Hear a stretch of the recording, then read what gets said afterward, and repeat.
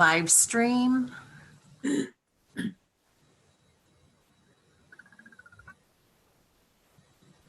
I'm still preparing. Okay, and now I'm going to record. You're good to go. Okay, then I'm assuming the other two, I don't know if Erin may or may not be here, but I'm going to proceed, and I assume Terry will come in when she gets here. But why don't we begin? We got a lot on the agenda tonight, so I'm going to call the meeting of the Board of Education to order. It is September. It's January 4th, I think, 2021. So please rise and join me in the Pledge of Allegiance. I pledge allegiance to the flag of the United States of America and to the republic for which it stands, one nation, under God, indivisible, with liberty and justice for all. Okay, thank you, and Happy New Year, everybody. And we got quite an agenda tonight, so I will start right off here. And oh, I see Terry there, and Miss McDonald is excused tonight, but she may try and come in. I did speak to her.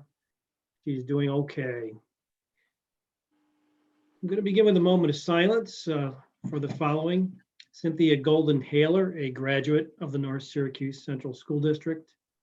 Stephen Paul O. Guzman, a graduate of the North Syracuse Central School District. Brandon Galloway, a graduate of the North Syracuse Central School District, and Margaret Freund, a former employee of the North Syracuse Central School District.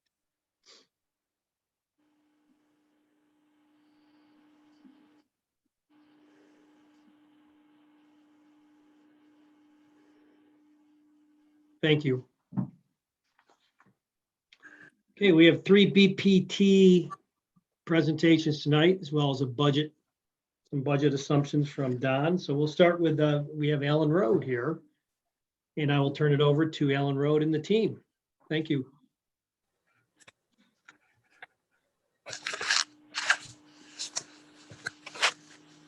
Just give me a thumbs up when you see my screen. Excellent. Perfect. I'm gonna make it so I can see everybody. My name's Emily LaFountain. I'm the building principal at Allen Road. Tonight I have with me Chris Lorenzo, our administrative intern, Renee Marula, a special education teacher, and Rachel Kramer, our school psychologist. At Allen Road, we have 335 students currently. We have 243 in our hybrid model, and we have 92 students remotely learning. We have 37% free and reduced, and we are a Title I school. This year, we've transitioned our 811 program to Allen Road. We have 71 staff members total, with 35 teachers and 36 remaining staff members. At Allen Road, we have a lot of new staff this year, including a principal, an administrative intern, social worker, ADAPT counselor, psychologist, art teacher, speech and language pathologist, a physical education teacher, an LPN, 811 teachers, 7 TAs, and 2 hybrid teachers. Consistent with the mission of the North Syracuse Central School District, Allen Road Elementary School believes that our purpose is to work collaboratively with staff, students, parents, and community to prepare the whole child for future success in all areas, providing a safe and healthy learning environment that is inclusive of and responsive to and centered around all student needs. Our vision at Allen Road is to continue to improve upon engagement, connection, trust, and have a passion for lifelong learning. In this slide, as the board is aware of other presentations, this is the foundational reading assessment, or the FRA, for first grade. And our first graders take this assessment, and it assesses phonological awareness, letter name and sound recognition, along with letter word recognition.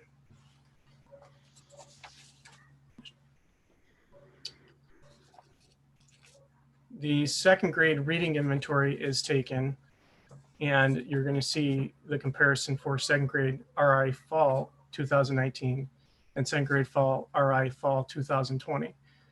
This shows the percent of those that did and did not take that RI in the fall and 2020. So this test assesses their reading level, their comprehension, and growth over time. As you can see, in 2019, 85 total second grade students did not take, but 29 students or 34% took the RI. In 2020, 62 total second grade students, 28 students or 45% took the RI. On the third grade reading inventory, 43% of our students were advanced or proficient, and 56% scored in the basic or below average range. On the fourth grade reading inventory, 51% placed in the advanced or proficient range, and 48% placed in the basic or below average range. On the third grade math inventory, 19% placed in the advanced or proficient range, and 80% placed in the basic or below basic range. And on the fourth grade math inventory, 8% placed in the advanced or proficient range, and 92 placed in the basic or below basic range. At Allen Road, our building goals this year will be to build relationships with staff and students, to identify a multi-tiered systems of support, to increase our math proficiency, to increase our student attendance and engagement. We're going to be implementing an instructional support team to identify and close learning gaps. And we're hoping to increase parent communication and community involvement. Right, and switching gears with social emotional learning or SEL initiatives.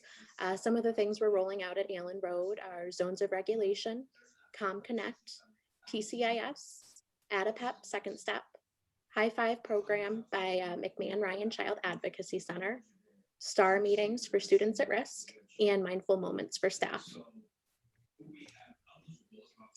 And here's just a look at kind of how all of these initiatives live and breathe at Allen Road. We're really working on, as a mental health practitioner, how I do this in the classroom and helping teachers roll this out. And also just to look at how this is operating at Allen Road. The social worker and I have been working on a website that's directly accessed right from the Allen Road homepage, where we've got tons of resources for students and families, as well as a Google Classroom. You can also see ComConnect right in action right on the screen there. And then we wanted to acknowledge our amazing PTO for everything they've done for us during this pandemic and really helping us make the most out of a really tricky situation. In particular, they've really helped with the reentry video, with helping kids get reacclimated to school. They put on a wonderful breakfast for staff. They've been doing apparel for Spirit Days and have decorated our entry and bulletin boards, and have really just been awesome with communicating with the community and keeping them abreast of everything. From a building-wide perspective, we wanted to acknowledge the amazing ways staff and students have embraced flexibility and change in very tumultuous times. Our teams of teachers, educators have been working together and communicating for consistent teaching, learning, and pacing. We've been implementing those weekly Spirit Days for each cohort and also providing virtual opportunities. And last, but certainly not least, we want to celebrate the wonderful transition our new 811 program has made to Allen. Allen Road, our staff has identified our biggest challenges for this year to include attendance and engagement for students. With recognition to that, our action plan will be to follow our district engagement protocol. We will continue to personally contact all families, and we will continue to maintain our home visits for family engagement and guidance. The second challenge we identified was learning gaps. We're hoping to address these together at our building planning team and then implement what we addressed with our Tier 1 grade level planning and instruction. And then in February, we're hoping to implement our instructional support team to really address interventions and supports that are identified. We'd like to thank Allen Road staff in general, but this is the face of our building planning team. these are the names that go along with it. And at this time, I'm hoping to be able to answer any questions. Or we are. Anybody have questions out there? Mr. Crabtree does, of course. I want you to know I'm the one that lives across the street and walks by the school, not during the winter, but I live in your district part. One question and a concern I have with all the schools is, but you're the first one to put it out there. Second grade, 45% of the students took the test that you were talking about. That's less than half. So is it because of the students that are virtually are not taking the test? So at this time, it's to my understanding, in order to get to the inventory, you'd have to pass the FRA. So it's just based on the students' participation and success with the FRA for who we would pose the challenge to the reading inventory. So when you talk about third and fourth grade, then what's the percentage of students taking the test? All of them? Yes. Okay. So how do you do the test virtually? The students will log into the HMH site and they will take the assessment. Okay. One of your goals is to increase attendance. Is attendance down this year with the students that are coming in? Because Allen Road's never had an attendance problem. Attendance is down, and I think it's because our families have an abundance of caution with the current circumstances. So we've had a lot of families proactively initiate quarantine just to make sure our community stays safe. So we're just trying to continue to provide learning experiences for students while we navigate the attendance concerns that the pandemic has posed. So it's basically because of the pandemic, you think? Yes. Okay. Yes. One of my big things, as the rest of the board members know, and the administration, is your SEL. I'm very happy that your social worker and psychologist are doing many things with this program. I just recently read, and maybe Mr. Stone has read the same email that a superintendent put out from the Albany area, is that when our students come back to full-time, which I'm hoping it's going to be very shortly with the vaccine, is that we need to worry more about their adjusting again in class with entire class and the mental health things, and not worry so much about academics. We need to do a lot of team building, group type of things. So, and I'll be talking to Dan about this and Mr. Stone, is that we need to start preparing some of these activities because it's going to be a big difference when these kids come back. So I'm very pleased that you're doing that kind of thing. And is my former student Gina still involved with PTO? Yes, of course. She's I just have to say that she's a former student of mine, great gal, and I'm glad she's still involved with you. Thank you for your presentation. Thank you. Thank you. Okay, thank you. Any other questions? Okay, seeing none, thank you, Allen Road. Very nice. And up next, we have Carl W. Siley, Bear Road Elementary School Building, the BPT. So Mr. Cole and team, it's all yours.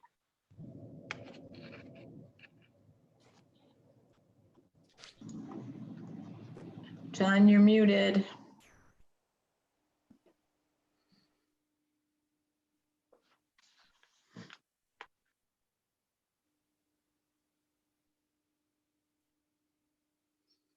Hi, Peg. Hi, Bob. Okay.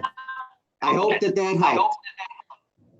So I'm John Cole, and joining me today is co-chair Jess Bell, a first grade teacher. And we also have AIS teacher Peg Parker. And we're excited to share the work that we're doing this year. Bear Road is a very small K2 building this year. Third and fourth went out to Lakeshore. And we have 109 remote students and 173 in-person students, giving us 12 classrooms here in the building. We also have 2 remote classrooms and 6 of our classrooms are CTD classrooms. So we're working very hard to meet the needs of those kids, supporting them, getting those services. So we have been addressing and living our vision and mission. And of course, our vision focuses on meeting all the needs of the kids in a differentiation model, whether that's kids that need extra support or extra challenging activities. We also are really focusing on meeting the needs of the kids, their SEL needs, so that they're comfortable taking risks in a learning environment that does look a little bit different. Our mission talks about everybody growing. It's not just children. It's all of us learning together as a team. At this point, like the other schools, we do have some data to share. Peg is going to talk about that, but our data is limited to 1st and 2nd grade because we're a K-2 building. Peg? Okay, so what this slide is showing us is that we took a look at fall 2019 and fall 2020. In fall of 2019, we had 23% of our students be successful on this foundational reading assessment. It's a very emergent set of emergent reading skills. And we had 42% who were struggling with that. And typically the red kids are in the lower 10% of the class. And in the fall of 2020, we can see that that group of students has increased up to 55% of kids who are struggling. But to me, in a roundabout way, I didn't like it, but it made good sense with COVID having hit at our schools on March 16th. So a lot of those kids weren't having the supports and the instruction that they needed to be successful. And that's a really solid learning part of the year from March to the end of the year. And this screen is talking about the reading inventory. And you can see that 70, I can't read that here, let's see. 76% of the kids were able to score high enough on that FRA, that emergent reading assessment, to take the more typical reading assessment, which is a comprehension piece. And obviously that's 24% who weren't ready. And again, fall of 2020, you can see that cohort that weren't quite ready yet to take it is much bigger. And again, with COVID having settled in and we had the 2 months of summer vacation, to me, again, I don't like it, but it made decent sense that number would be bigger. And Jess, would you like to share how that impacts PLCs? Sure. We have narrowed our standards to the most essential for being successful in this type of a learning environment. Within our PLCs, we spend a lot of time fine-tuning our curriculum, certainly to best match the needs of our learners. But I would also say, because of what's going on in the pandemic, our PLC is absolutely not just focused on academics. It's also focused on how we can emotionally connect and build relationships with our students. Because I think that that's the key. The better relationship we have with our students, the better they're going to accept information and learn from us. Yep. And so that's going to transition us based on a question that I heard Mr. Crabtree ask about Allen Road.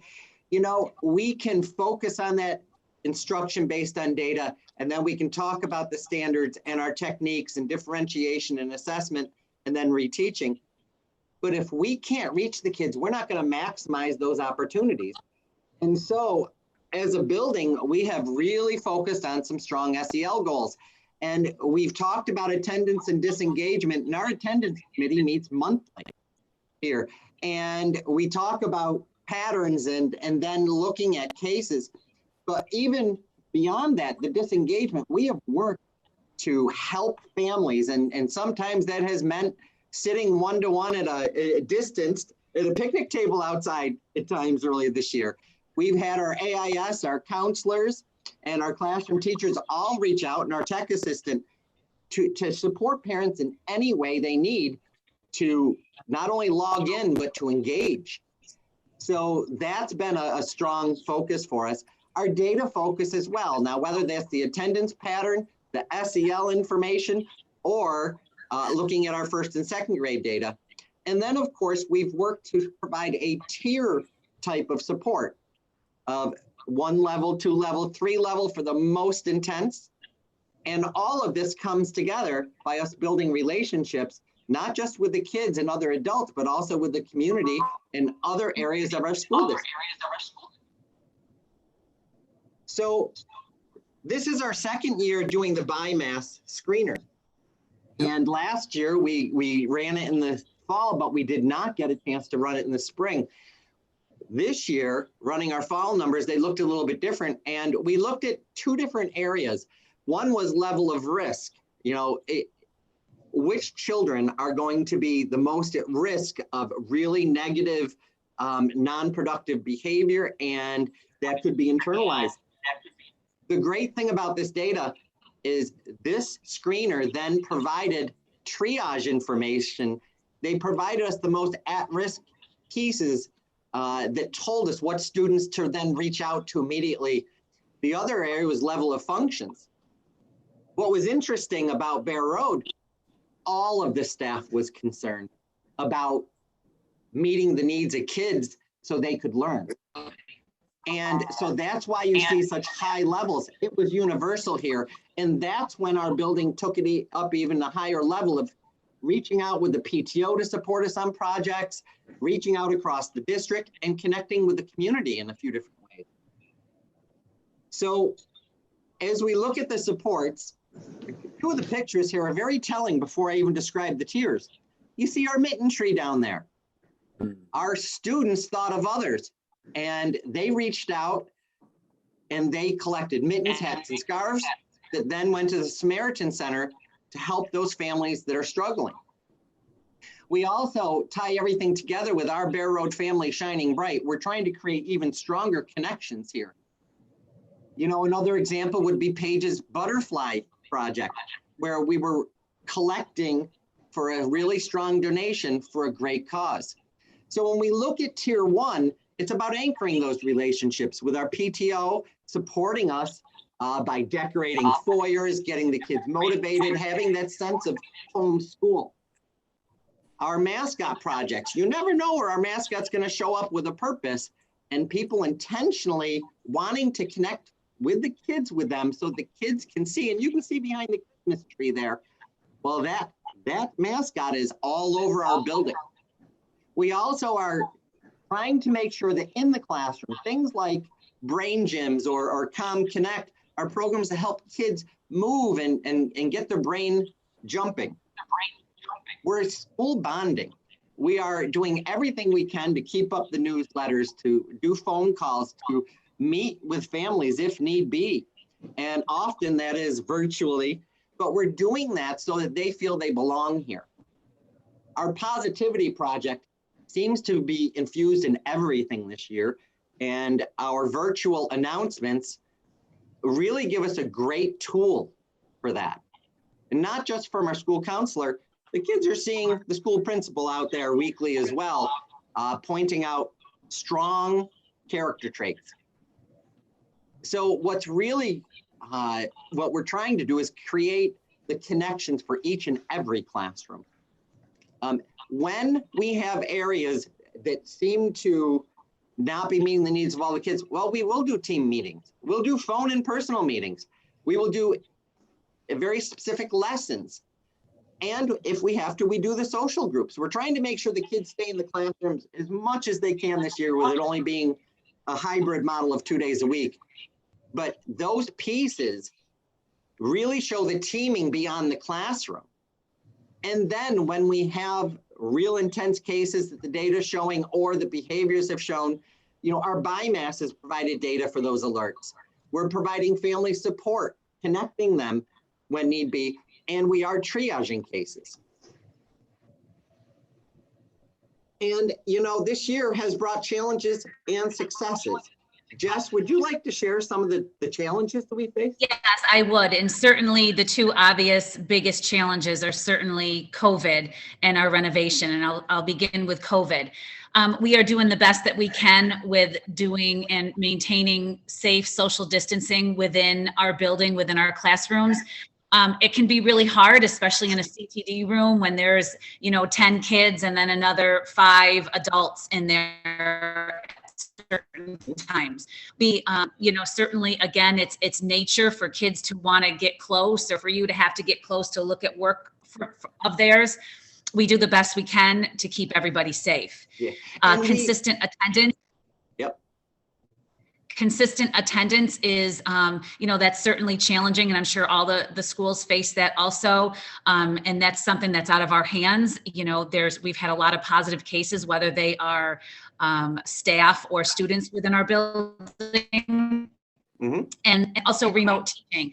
For teachers, this is a lot of new learning for a lot of teachers with technology. And it's hard for many of us to teach virtually. We're finding our way in the dark, doing our best. Going between hybrid and remote is a huge challenge. Many of us feel sometimes that the fully remote teachers have more consistency within their instructional delivery, just because it's not chopped up going back and forth between the two. Yep. And what's really important, what you pointed out, Jeff, is that we continue to learn from all of this. Mm-hmm. So talking about the renovation.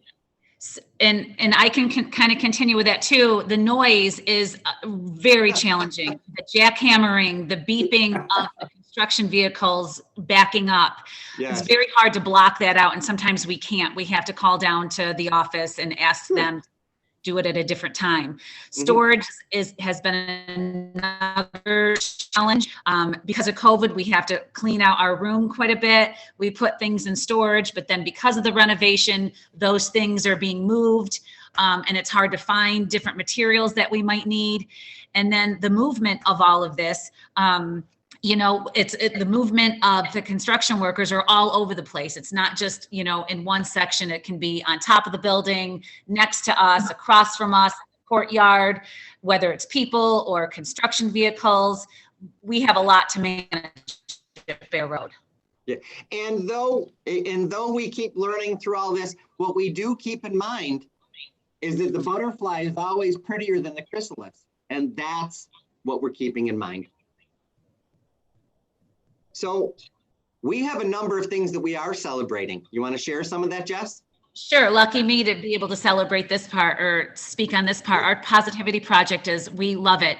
Mrs. Pacelli makes it a part of our morning program each morning, and then teachers can take it from there. But all of our school community at Bear Road is, we all have a word of the day or quotes of the day that all the kids hear.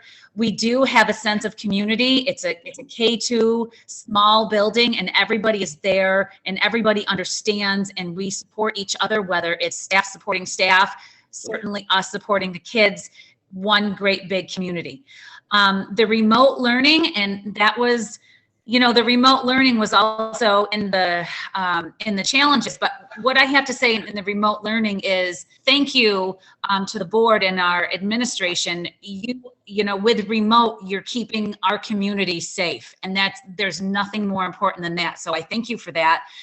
Another positive with remote learning, we are able to deliver our instruction to students. They are still getting it. Huge shout out to Chris Mank for helping us learn technology. For a lot of us, it's unknown, but he is there and helps us every step of the way.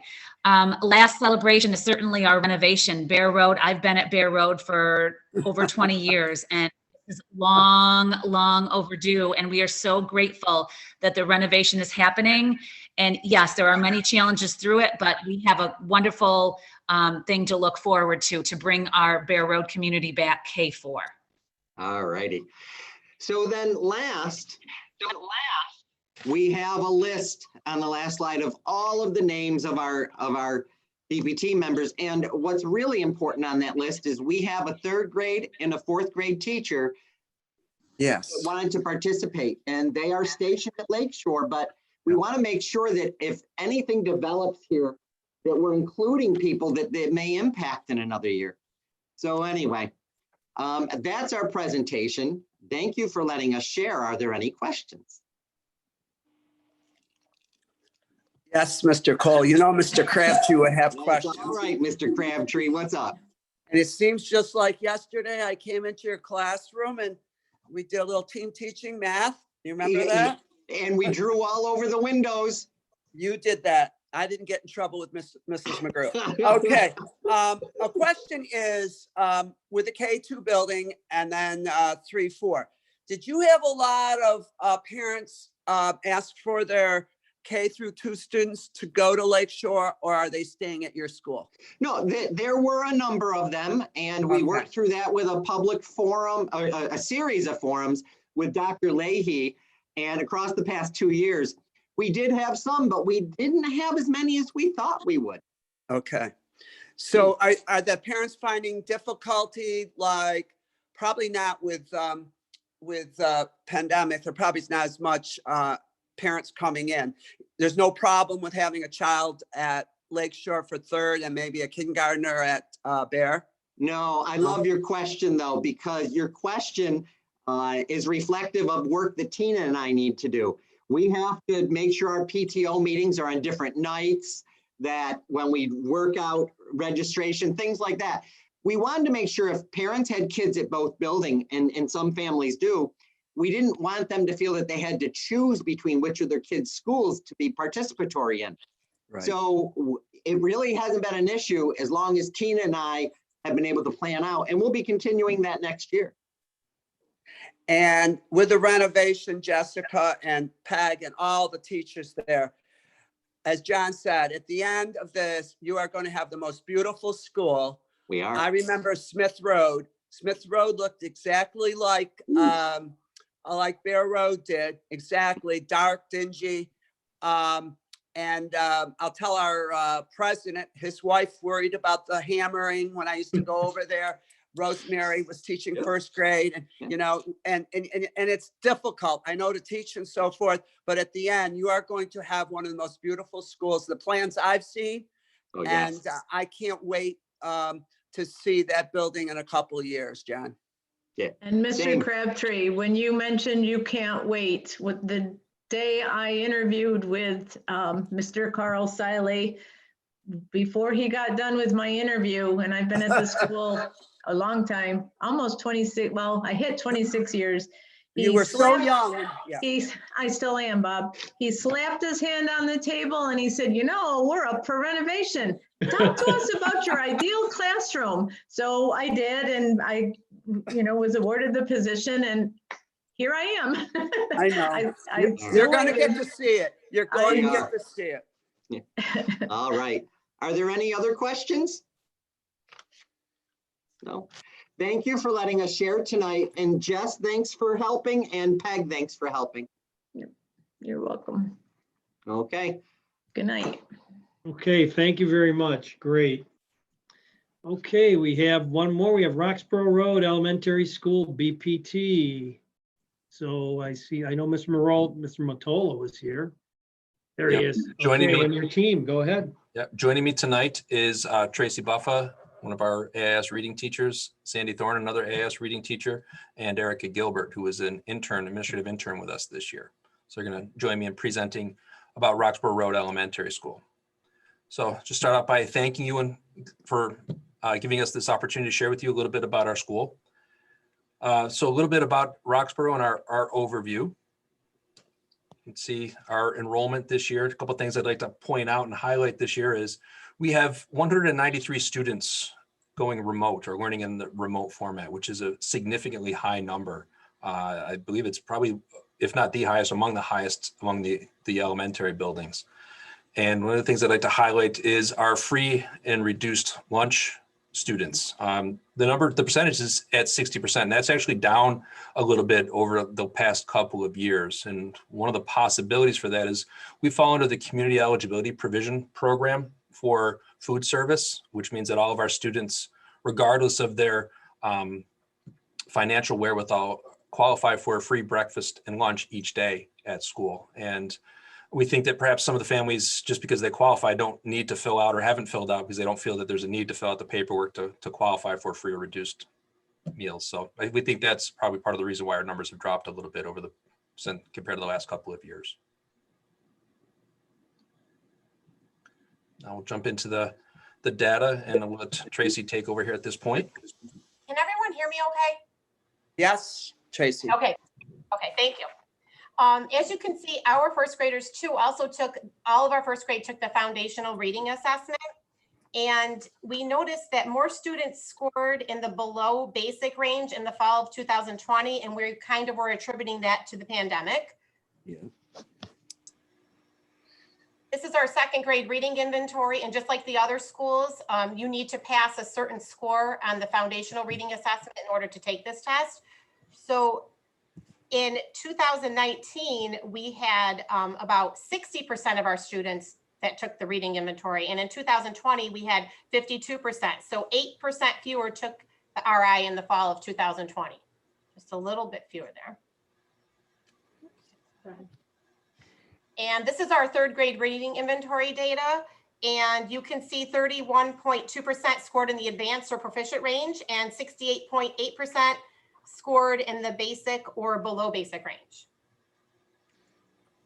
Fourth grade reading inventory, 33% scored in the advanced and proficient and 67% scored in the basic or below basic range.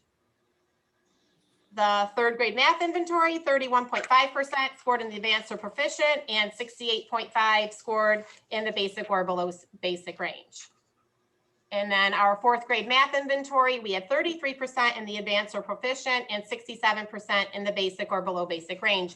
And our big takeaway from all of our third and fourth grade students is that pretty much between 67 and 68% or 2/3 of our students are scoring in the basic or below basic range.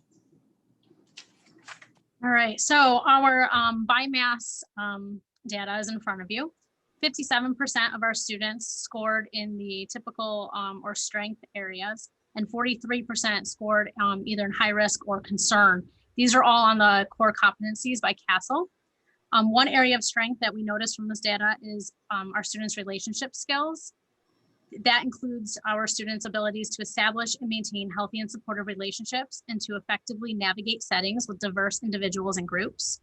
An area of growth that we have based on this information is our students' self-awareness skills. And those are our students' ability to understand one's own emotions, thoughts, and values and how they influence behavior across contexts. So these are our building goals, and all of our building goals were developed from our school comprehensive education plan.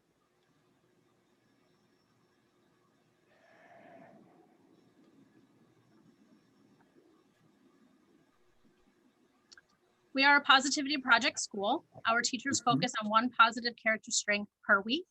A checklist is filled out and dated after each strength is taught, which is found in our shared drive. We also use the positive behavioral interventions and supports 3-tiered framework to support our students' social, emotional, and behavioral outcomes. We have continued with our hole punch cards to build positive behavior. We had monthly Friday afternoon programs that focus on character strengths, community building, and building relationships. And we use feeling boards that help our students express their feelings. Okay.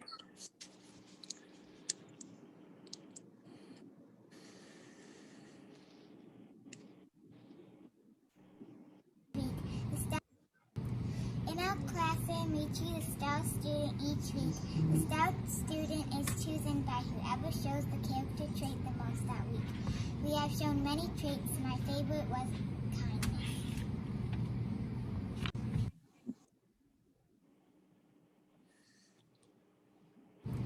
In our classroom, we choose a star student each week.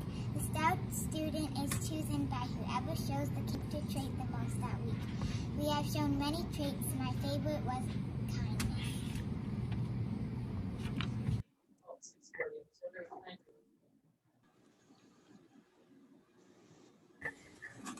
At RRE, we approach behavioral concerns with a multi-tiered system of support. All students receive Tier 1 support in learning expectations and reteaching problem behaviors. Our check-in, check-out program and social academic instruction group provide Tier 2 support for students who need additional supports. These students are identified using data from the BIMAS and teacher referrals. And for students who need individual support at the Tier 3 level, a functional behavior assessment helps to identify specific individual interventions, and a behavior intervention plan is put in place.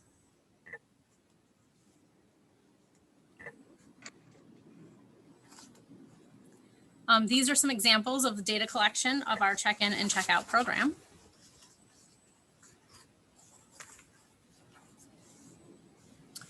And we have many opportunities to provide staff with professional learning around poverty and restorative practices.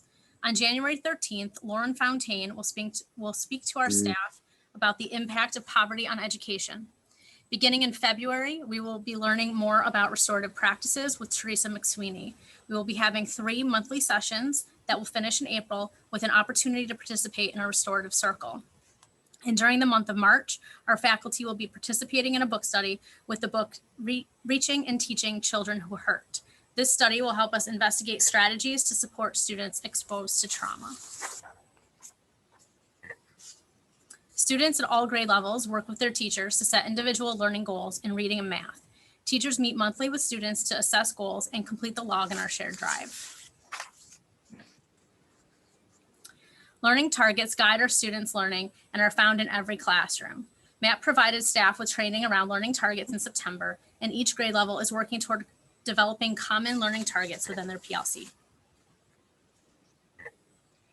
Throughout the year, we work hard to try to build connections and relationships with our families and our students. And each year we hold an annual math night. These are some of the pictures from last year's math night. Last year's math night was held in conjunction with the YMCA. We had a total of 270 students and family members participate. The YMCA helped to provide dinner for each of the participants or family members that attended. Families also got to build some take-home math activities, participate in a math workshop to learn more about understanding the new math program presented by John Wojcik, our math coach. Kids got to visit Book Van Gogh to take home some reading materials, and the YMCA put together a fitness activity for the kids in the gym. Our hope is to try to pull off a virtual math night later on in February, on February 23rd. So we're keeping our fingers crossed that we can pull that off. Another area that we tried to build out is an evening at the Rocks. It's where all of our special area staff get together and put on a fun evening for our families. Last year's event, which you see some of the pictures of here, was a superhero theme, and we had a total of 46 people participate, but that was held on March the 12th, which is just a few days before the actual shutdown. So we think that the emerging pandemic really impacted our attendance for that wonderful evening. For us at Roxboro, one of our ongoing challenges has been absenteeism, chronic absenteeism. And it's one of those struggles that just has become even a bigger challenge in the face of COVID and the current situation that we're dealing with right now. So you can take a look at some of the numbers. We made some great progress with addressing and trying to attack and tackle our chronic absenteeism. Then the pandemic hit. We made some great progress, and we're struggling again this year, much like the other buildings that you've heard, where attendance and engagement is an ongoing goal and activity for the buildings, but something we're going to continue to plug away at.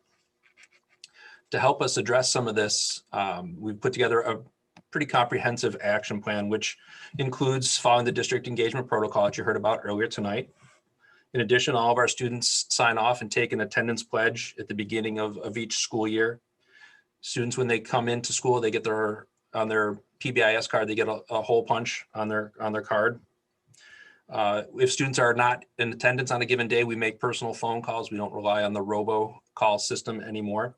We have an attendance committee that meets at least weekly, and quite honestly, I have conversations with members of our attendance committee pretty much each and every day. We send home letters and notices to families. I've made more home visits in the first 4 months of this school year than I probably have in my entire life. We access and utilize our county liaisons through Access and through Liberty Resources. And we've been trying to push out the great work that our tech department and Chris Mank and the rest of the teams, the members of that team do to try to help our families engage through the online services through the Launchpad to help improve our attendance. And then just a quick look at some of the things that we do or have done to try to take care of ourselves. You know, we obviously focus a lot on supporting our students through this difficult time, but we're also recognizing the need to help take care of ourselves too, to help so that we can be there for our students. And I think you heard a little of that earlier tonight as well. But that's just a quick summary of our school, the things that we're working towards. Thank you for the time tonight to share with you the great things at Roxboro. Any questions I might be able to answer? Well, of course, Matt, yeah. I got a lot of positive things. Is this your second year, Matt? This is, actually, I think I'm into year 4 now. Oh my goodness. Believe it or not. Oh, wow. 5? I have a special, I don't know. I love all the elementary schools. I live right across from Allen Road, but Roxboro has always been deep in my heart. And thanks to Matt and Sandy and Tracy and Erica for your presentation. I love that you talked about poverty. I believe Erica talked about it. And we have said this over and over. We have poverty, and we have a lot of it in this district. And all the teaching and all the academics aren't going to go anywhere until we attempt to look at this. And your staff is coming up. I'm so thrilled that you're doing that. And I will be watching what you're doing starting in February. I believe you said you're going to do it because it is a huge problem in the country. And tackling this at Roxboro, I think it's awesome. Another great thing is your staff, Matt. You know, you've been there, what, 4 years, you said, 5 years? Roxboro, the whole district works very, very hard. Every elementary, I don't, but Roxal staff to me is very special. Math night, Mr. Bowles was serving pizza. I remember last year. The number of parents that you had there and kids. Mr. Stone needs to know a little bit more about this because it needs to be passed on to other schools. But your staff members were there, almost every one of them. To me, that's amazing. They came back after a hard day of teaching, and they believe in your school. They believe in their students. And to me, that's something really that you should feel really good about. BOCES. Okay, Matt, I'm the BOCES liaison person. And these students were at Smith last year. And you have them in your school. Are you trying to do some activities with them? I know it's got to be difficult with hybrid and remote, but are you trying to move them in and doing some things with the regular students? Yes. Yeah, as much as we're able to, we incorporate them in any and everything that we do. When the opportunities present themselves, students from the SCAPE program are able to participate and push into any of the other gen ed classrooms that we have throughout the building. We've tried to go out of our way to hopefully make them feel welcome here in a part of our school and part of our community. Out down the road, I will be probably coming over to visit and see how well they're doing, because I believe in the SCAPE program. I have to thank Dan and the school board, my fellow school board members, for allowing us to have a program in our district. We have 3 of them now. We have one at your school, the junior high and high school. But I want my fellow board members, you don't have to go back to it, but on your first slide, I want them to realize that there are 11 students in that classroom, and we put 12 BOCES staff in there. We're able to do that at BOCES, but I wanted the rest of the board to realize that we have many, many teaching assistants along with teachers that are in a classroom. That's one of the reasons we do not have a problem with staffing right now at BOCES, because of our staff. It makes a big difference having the number of teaching assistants. I was glad that you put that up there on the slide, Matt. Thank you. Thank you for a great presentation. Appreciated it. I appreciate it. Thank you. Thank you, Mr. Crabtree. I missed that 11 with 12 staff members. Wow. And thank you. Any other questions? Okay, thank you very much. Have a good night, everyone. Good night, Matt. Okay, then when we get everything squared away here, you have the fund balance and budget assumptions, Mr. Keegan. So when you're ready, you can move right into that.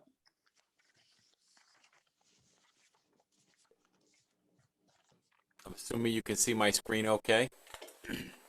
Yep. I do. All right, so the budget process, it's January, and we're gonna, as we normally do, just start by taking a look at where the district is at this moment in time. We're not necessarily talking about next year's budget. We're just trying to take an accounting of where we are right now. And we're going to look at our fund balance and our reserves, some economic factors that we should keep in mind. We'll make some preliminary revenue assumptions. As always, we'll talk about foundation aid, our largest component of state aid. And we'll make some assumptions about our expenditures, and then we'll talk about the budget timeline. So first, let me start with an apology for this very busy slide. There's a lot on here, and it's not good presentation format to have so many bullet points and so many words. But we have some good news, and so when you think about where we are as a district, there's a few reasons we're in a better financial position than we've been in a while.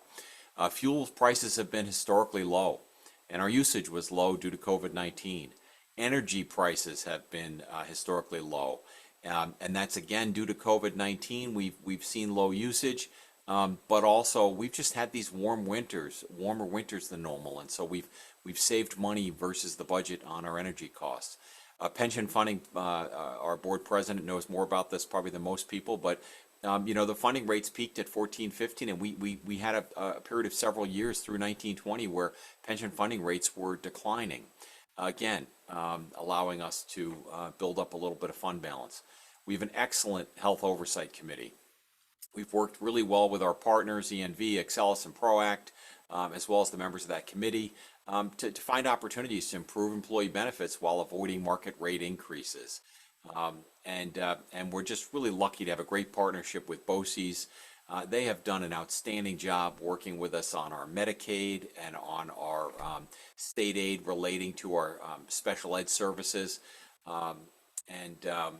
We've been extremely successful increasing our revenues in Medicaid billing and STAC processing. STAC is the special ed billings that we do to the state for the excess cost aid for our special ed services. And then finally, in the 1920 school year, because we pulled out in terms of in-person instruction on March 17th last year, we saved some money. So that's the good news. We kind of come into this time with maybe a better balance sheet, which I'm going to show you some details in a minute than we would otherwise have. The bad news is we fully expect some level of mid-year aid cuts. Now, the governor telegraphed this 20% cut, and I just want to put that in perspective. That would be a $14.1 million cut for the North Syracuse Central School District, and that would be really hard to recover from. We believe it's not likely we're going to see cuts at that level, but it's very reasonable to assume at this point that we're going to at least see 5%. 5% is about a $3.5 million cut. That's not a small number, but we're going to have mid-year cuts. That's the first piece of bad news. The second piece of bad news is that New York's economic outlook is not looking good.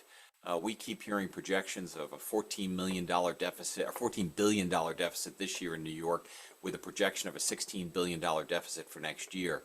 Another little nit that people haven't really focused on is that New York State's threatening to limit our transportation funding. We get over $8 million a year in transportation aid, and they're saying that during the time period, although we paid our drivers and we did transportation, some levels of transportation relative to delivering meals and whatnot last year, that since we weren't in session, that they're going to limit that aid. And I know there's an effort out there to lobby to restore that aid, but right now we have some exposure for that. The other one that we all see every day, and I think it's important to recognize, is that our community is struggling financially due to COVID-19. And then the one thing I know all of our teachers and I know our cabinet and board are well aware of is that students and staff are going to begin the 21-22 school year next September with some greater needs and likely constrained resources due to COVID-19. And we're concerned about, student learning deficits and the negative impact on their social emotional well-being. And that's going to put some pressure on the system. Our needs actually might be greater going into next year than they are now. Let's finish talking about fund balance. And so we finished the year last year with a $9.7 million fund balance, about 5.66% of our budget. So what does that mean? The state recommends you have a 4% fund balance. We're running at about $2.8 million higher than the state recommends in our fund balance due to all the reasons we just talked about. And that's good news. It's a better place to be in as we head into some difficult times. When you think about our reserves, I want to be very clear that everything listed on this list is a real liability that the district has. And anytime our reserves are low, that means we have liabilities, bills that'll need to be paid that we don't have covered. And we've worked really hard over the years to identify those issues, whether they be tax certiorari, workman's compensation, debt service. We've had a capital reserve, and most recently we added, due to the new legislation, we've added an ERS reserve and a TRS reserve. That allows us to cover some of the liabilities associated with ERS and TRS. And let me remind you that those rates, which you're going to see in our revenue, our expenditures assumptions, are starting to tick up. And so as they go up, we're going to at least have a reserve to partially offset some of those rising costs. An employee benefits reserve covers any accrued vacation time and sick time that employees would have upon retirement. So our reserves went from 9.6 million in July of 2019 to 12.8 million in July of 2020. So we're in better shape. That's consistent with the reasons I outlined in our good news before. Let's jump to the economic factors. We always look at consumer price index, and we do that for two reasons. One, it's an indicator of inflation. How might our costs increase over the next year? CPI is a good indicator of that.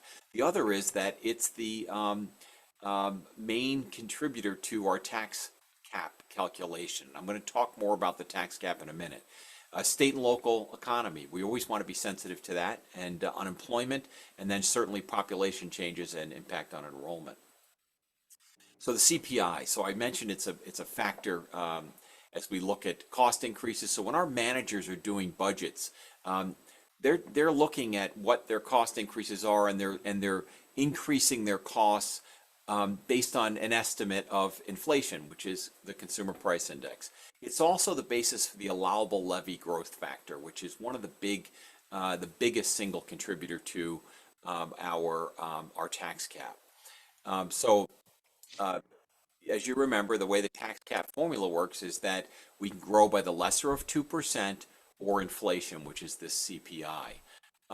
We use a thing called CPIU, and that's the all consumers price index for all urban areas. And that's a point that we can go back and look at the Bureau of Labor Statistics and extract that exact amount. And right now, when we look at that for, through November 20th, it's about 1.22%.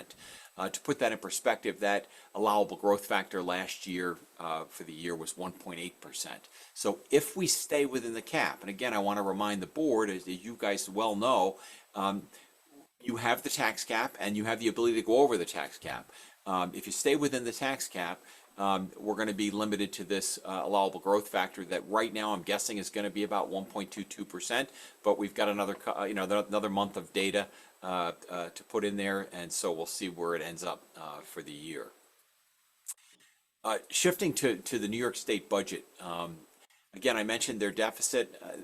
We're hearing information from the Comptroller's office that we're looking at a $14 billion deficit this year and a $16 billion deficit for 2021. COVID has certainly damaged the local economy and the statewide economy. One of the things every year when we go into budget time, one of the big things we have to deal with is Medicaid costs keep going up, and that's going to be a big factor again in our budgets this year. And so this is setting up a real challenging state budget discussion And we're very lucky. Our legislative committee just met recently. We've got great support from our local legislators. They understand how important it is to fund education, but we're going to be heading into a really tough budget cycle as a result of the condition of the state economy. I feel obligated to mention foundation aid yet again, as I do every year. It's the single biggest component of our state aid.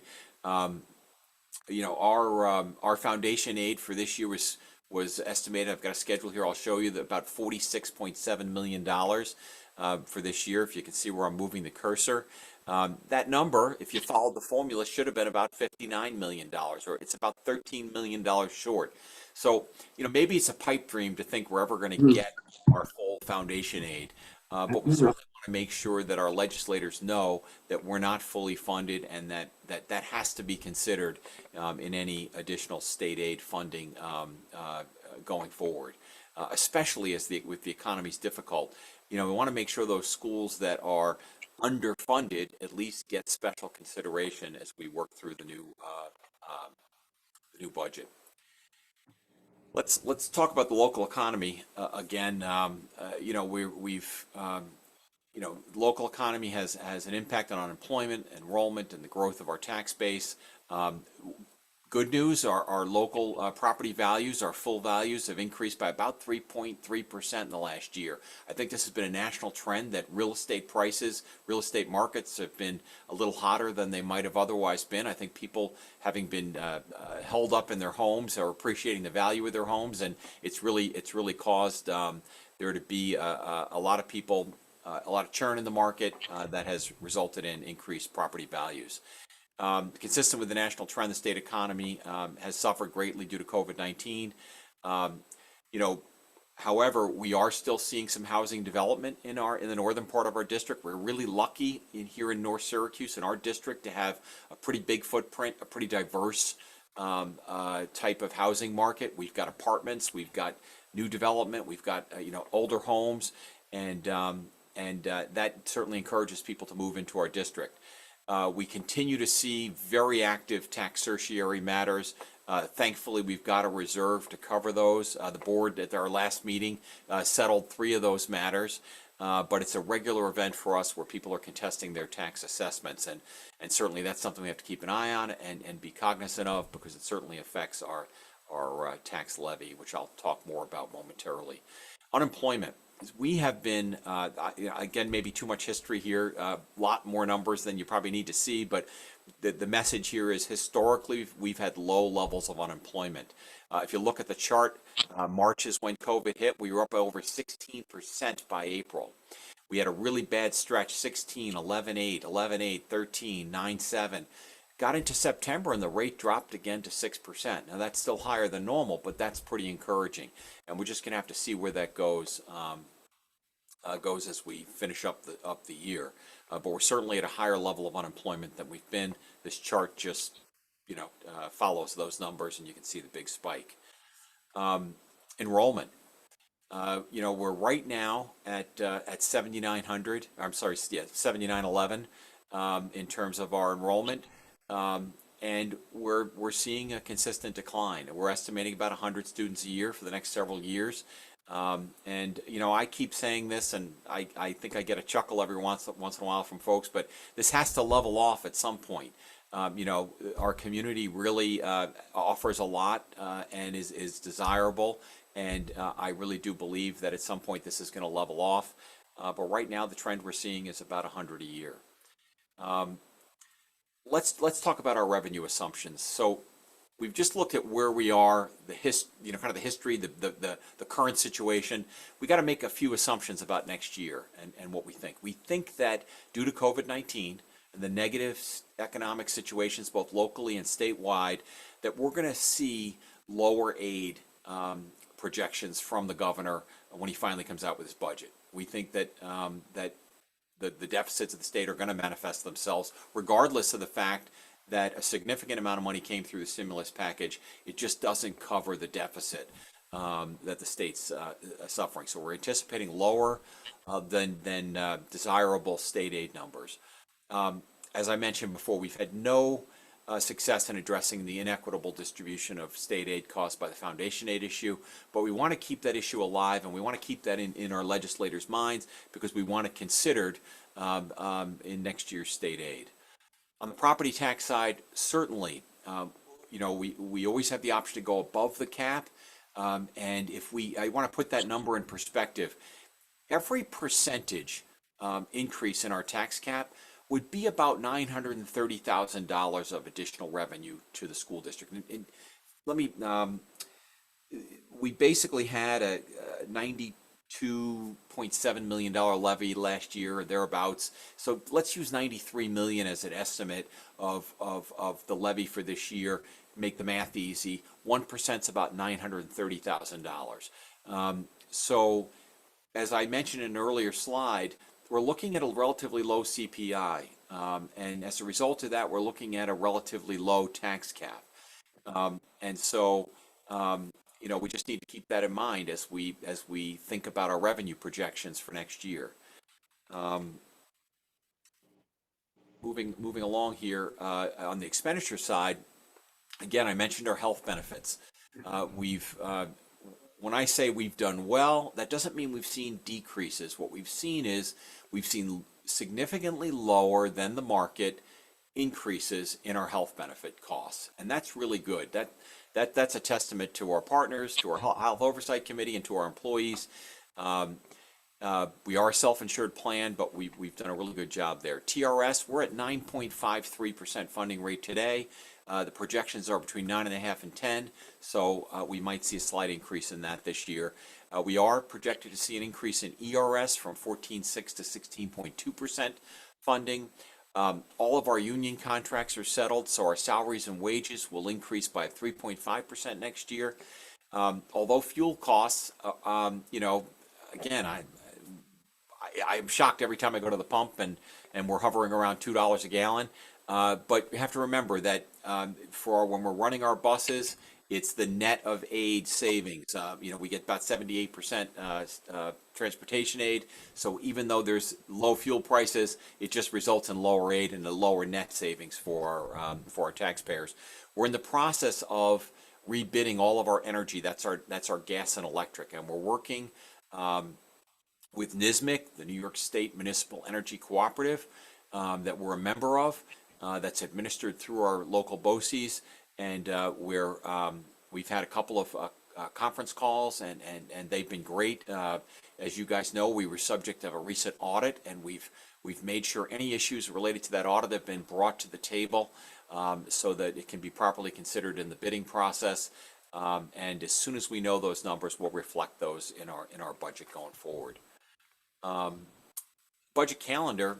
So to kind of let you guys know what's going on, our HR department has been busy cranking out the payroll costs.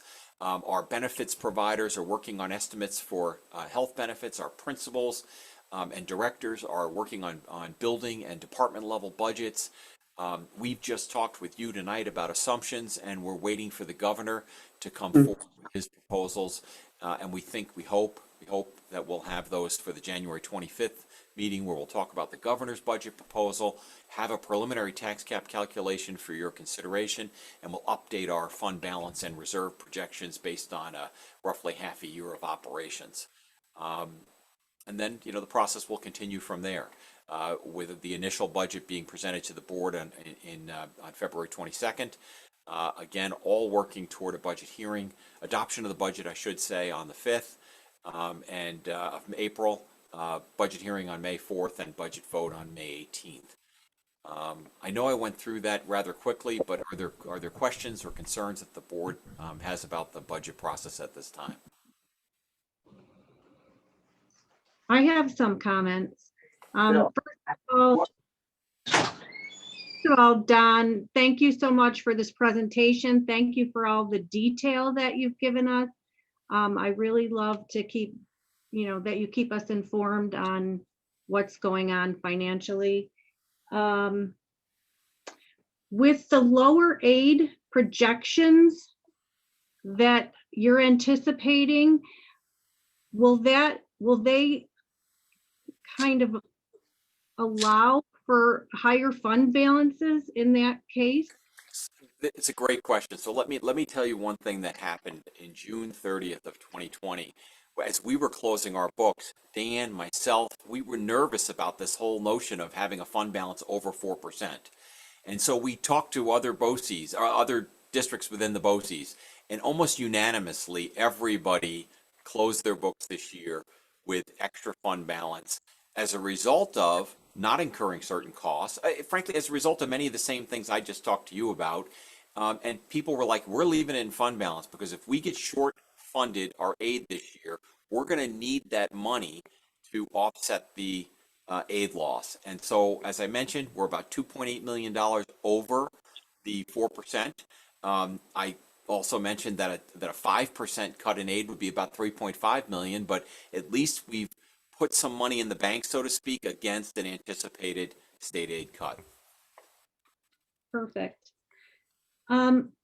Also, I had a question about all the tax certiorari, that the reassessment of their property values, and just was wondering, so it's all a part of our tax lien, and are the commercial properties in all together with the residential? So Yes, they are, and they tend to be the big dollar amounts. yeah. You know, they're complicated matters. They take many years to settle. It's not unusual. I think you've seen this from the ones the board have recently approved, that you'll settle 3, 4, 5 years of matters for one corporation that has been arguing with the assessor for many years. And they tend to be the bigger dollar amounts. Residential ones tend to go through an annual cycle, and they either get, they win their bid for a changed assessment or not, and they kind of we don't really pay a lot of attention to those because they just happen as a matter of course. It's the big commercial properties that get our attention and have a significant impact on our reserve, our tax certiorari reserve. But when the commercial properties get reassessed and lowered, that's got to be picked up by everyone else, not just the commercial business. By every other property in the district. That's correct. All right. I was never clear on that, so thank you.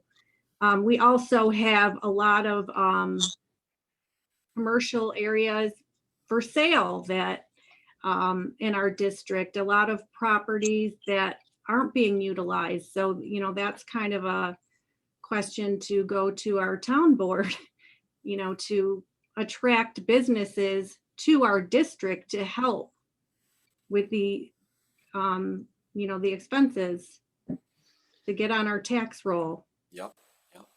Mary, Yes. I don't know if you're aware, but on 31, I believe it's North Syracuse Central School District property. They're getting ready. They are buying homes. A lot of my friends are from my church are, I don't want to say it politically, but they have to leave. They're buying their houses because they're got to put a whole new sewer system in there. All the way from Connoy Road, all the way past Stern is going to be a business down the road. It's going to be some huge business we don't know about, but it's already began. It's already began because people are selling their houses. A lot of Cicero L people live on a street, and they're going to have to sell their houses. Wow, that's great. Well, not for them. Not great for them, but I'm sorry, but it's going to be a huge bit. It's it's going to be a lot like Amazon over on 370. So I don't know when, but it's coming. Right. So Dan, I had one more thing. The slide that showed the TRS and the ERS percent of salaries was, you're projecting that going up. When I first started on the board, they were high, and people, were upset with a lot of our budget going towards that. So can we just include next time in the slides, just show the trends over the years of the percentages? Oh, sure. Yeah, these seem like going to TRS that does a great job, and so do ERS. I'll put this one plug in that I think is important, is that we're so lucky in New York State to have fully funded pension programs that are incredibly well managed. And so they do an amazing job. They try to look at a 5-year period and smooth out any increases and smooth out any, you know, so it's gradual decline, gradual increase. And Right. I think that in conjunction with us having a TRS and an ERS reserve is going to help us manage those costs very well. Yeah. But yeah, Mary, I'd be happy to, I can send that out to the board. I've got some great documents with some history of both of those. All right. Thank you. Hey, Don, just in that regard, when you look at that on both of those pieces, you know, they're going to give you the employee contribution rate, but could you also just put that in perspective as what percent of our budget is that? Because that kind of helps us get a better understanding. That's something that's always misunderstood. Good point. Thank you. That's all I had. Well, thank you very much. I look forward to presenting to the board again on the 25th. Okay, thank you. Okay, we will move into Board of Education committee reports now. And Mary, if you want to continue talking, you can tell us about what you have for our next policy meeting, if you have a date yet. Yeah, no, we do. We set the dates in September for the whole Right, year. So our next policy meeting is on the 19th, January 19th at 5 o'clock via Zoom. Okay, thank you. And Mr. Crabtree, would you like to talk? I know you did set one for the 20th, but any comments? That's it. No comments. 5 No other o'clock on the comments. 20th. Yep, after we have a new president. Okay, you don't have to go to any inaugural balls or anything at that night? You'll be able to do that? Yeah, Okay. I've got time to fly out. Okay, great. Okay, superintendent's comments, Mr. Bowles. Thank you, Paul. So my first comment is, as everyone knows, we went remote until after Martin Luther King Day, looking at the increased positive rate, not only of students and staff, but also the community. Rates somewhere 450, 499, 418, and just yesterday 484. Trying to continue what we did with our opening with safety protocols, looking to come in after that Monday with a fresh new outlook, and hopefully the surge from Christmas and New Year's will have ended. We did have two of our coaches pick up Coach of the Year honors. I know Mr. Crabtree had sent some things out, but as a reminder to the community, Mr. Patrick Kennedy with field hockey and Greg Broden with cross country, and congratulations to them. I did have a meeting with the BOCES superintendent, Matt Cook, today. He's going around and meeting with all superintendents, trying to just have individual meetings to get a feel for what are the needs for all the districts and what are we looking for out of him as a BOCES superintendent. And the last thing I have here is that given the 2 weeks going remote, we'll continue to offer 4 secondary schools with meals from 4:30 to 5:45, Monday, Tuesday, and Thursday and Friday.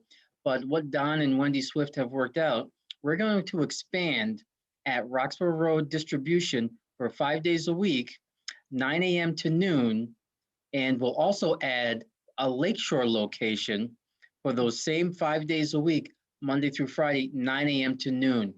Those are the two furthest points in the district. And again, we want to make sure that people are being fed and meals are getting to them. And Lori Cook will be communicating this via school messenger and an update on the website. So I believe that's all I have at this point, Mr. Barfalia. Okay, thank you. Board of Education comments. I do have a couple. And Bob, I don't know if you had any, but I'll just mine are brief. And anybody else, of course, not just Bob, but I talked to Vice President Marizio today, and we've been getting a lot of emails, as I'm sure you probably have noticed. But we thought in regards to the COVID notifications that go to buildings, the individual letters, that it may be more appropriate as board members if we just received a summary of that to get a count of who and what buildings. So requested through Connie and Dan that we look at adding that to the Friday letter. I just wanted to see if anybody had any questions or concerns about that, getting it in a end of the week notice with the Friday letter as opposed to having the board have to receive every individual notice. Okay, no question there. And I just want to, I don't know if anybody else has seen the email from New York State School Boards. They have their Capital Conference coming up in February. It's when the legislative arm of NYSBA holds a conference. Obviously, it's not in person this year, but it has. I've been to it once in the past when it was in person, where they analyze a budget, give you some talking points. There's usually a legislator that's present to speak. And if you go to Albany to this, you can also set up appointments with local legislators. So this year they're doing it virtually, and it is open to for registration. And there is no cost to it because we're members of NYSBA. So you could sign up yourself, or you could probably, Connie could probably help you. She's done it in the past for me, but that's when we had to set up, accommodations for travel and lodging. This is, part of our NYSBA membership. Bob, you might be interested in it. If you're available, it is February, if you just give me 1 second. It's smack in the middle of the day, which I know is problematic for some, but it is Wednesday, February 3rd, and it runs for 3 or 4 hours. But something that may interest some of you might want to take a look at. It does fit in well with our legislative committee. That's all I had. Does anybody have comments, questions, concerns? Yeah, a couple. Not quiet tonight, sorry. I want to thank Dan and his cabinet. I'm very impressed that we have 3 interns at the elementary level. So half of our buildings, if I'm correct, I could be incorrect on this, Dan, but we have an intern at Lakeshore, Allen Road, and Roxboro. And I think that's awesome, not just because of COVID, but to have another person that's going to be an administrator down the road, work with the elementary principal. So I thank you for that. And I hope next year that continues, that we have interns.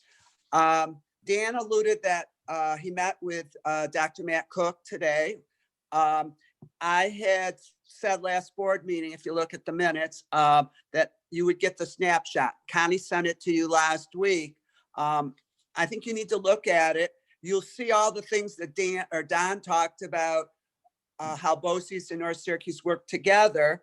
Last year, BOCES saved North Syracuse almost $500,000 by going through BOCES, and by using, working together, you saved a lot of money.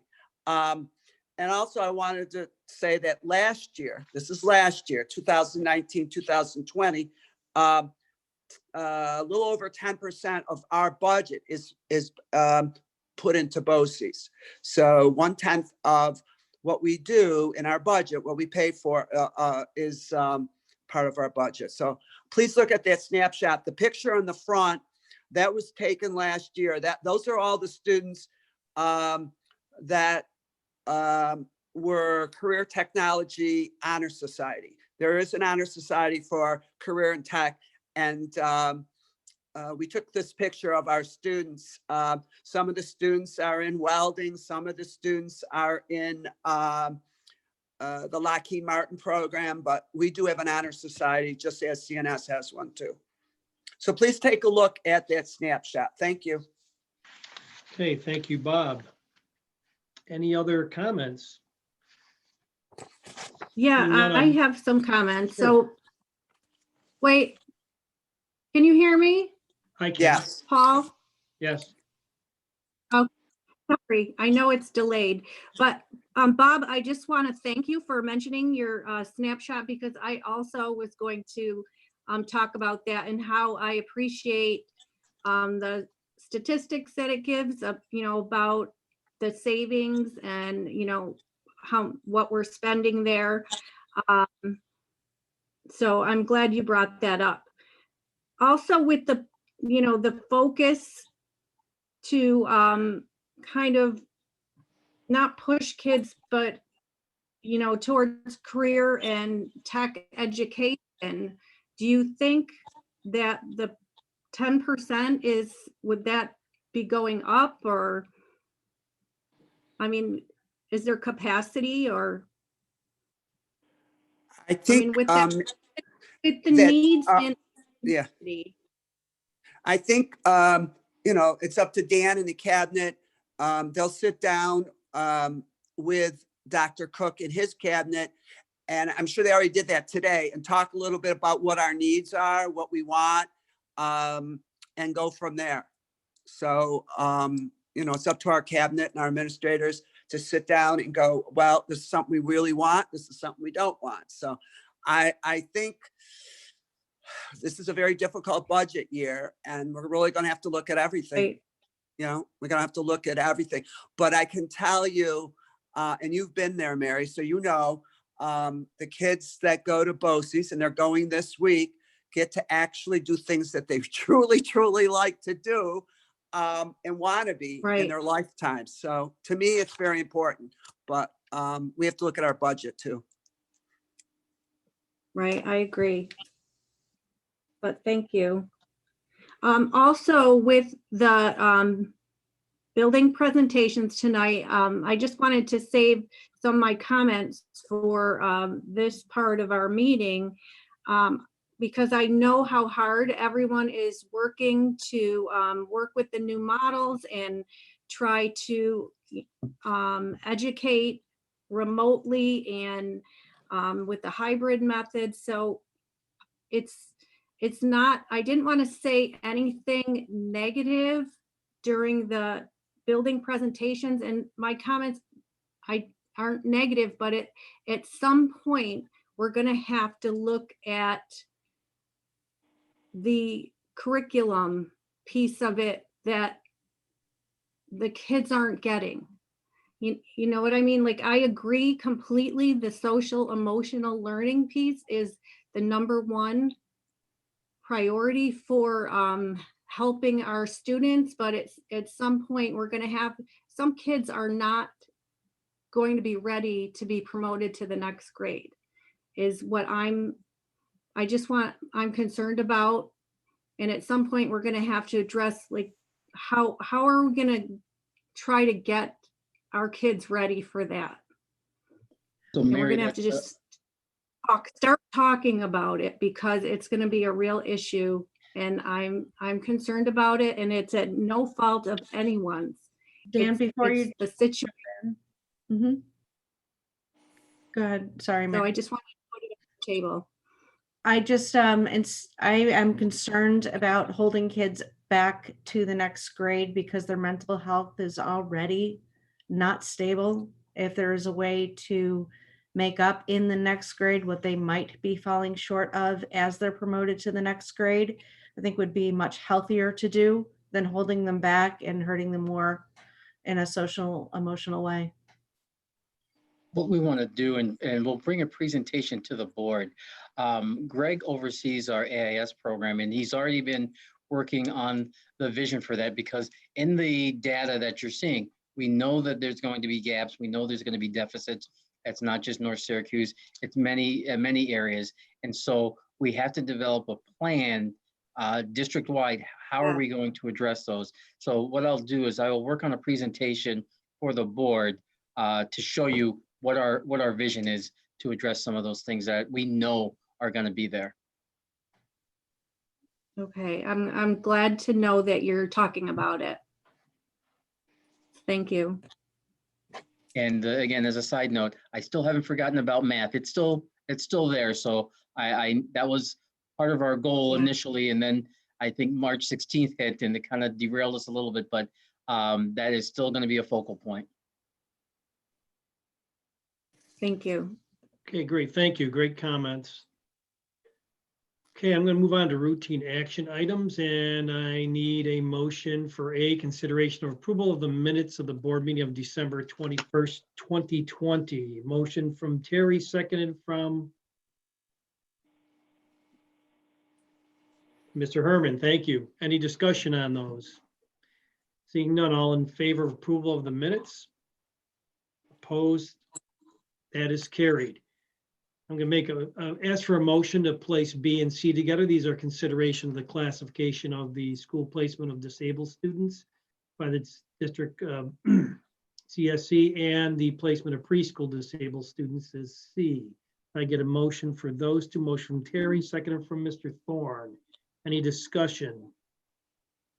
Seeing none, all in favor? Opposed, and that is carried. Under discussion action items, we have tax collection procedures. If I get a motion for A, please. Motion from Terry, seconded from Mary.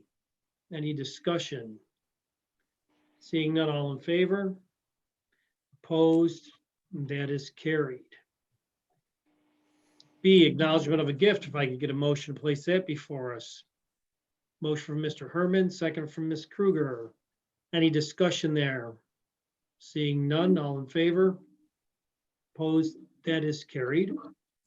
We have the surplus of marketable goods C. If I get a motion to place that before us. Motion from Mr. Thorne, second from Ms. Scanlon. Any discussion? Seeing none, all in favor? Opposed, and that is carried. And item D, recommendation to increase the per diem substitute pay lists for what you see listed there: typist substitute, teacher aide, substitute student aides, to comply with the new minimum wage laws that came in January of 2021. If I get a motion, place that before us. Motion from Mr. Harrington, second from Terry. Any discussion? All in favor? Opposed, and that is carried. Instructional personnel report A. If I get a motion to place that before us. Motion from Mr. Thorne, second from Ms. Kruger. Any discussion? That is before us. Seeing none, all in favor? Opposed, personnel A is accepted. And support staff personnel B. Motion to place that before us. Motion from Terry, second from Mark Thorne. Any discussion? Seeing none, all those in favor? Opposed? That is accepted. At this time, I'm going to present a motion to move into executive session for the purpose of reviewing the employment record of one individual with no action to follow. If I get a second for that. Second from Mr. Maurizio. Thank you. Any discussion on that? Seeing none, all in favor? Opposed, motion to go in executive session is carried. If I get a motion for meeting adjournment. Motion from Ms. Scanlon, seconded from Mr. Harrington. Any discussions? Seeing none, all in favor? Opposed, we are officially adjourned. You can go over to the link that Connie sent us for the executive session. We'll see you all soon. I hope.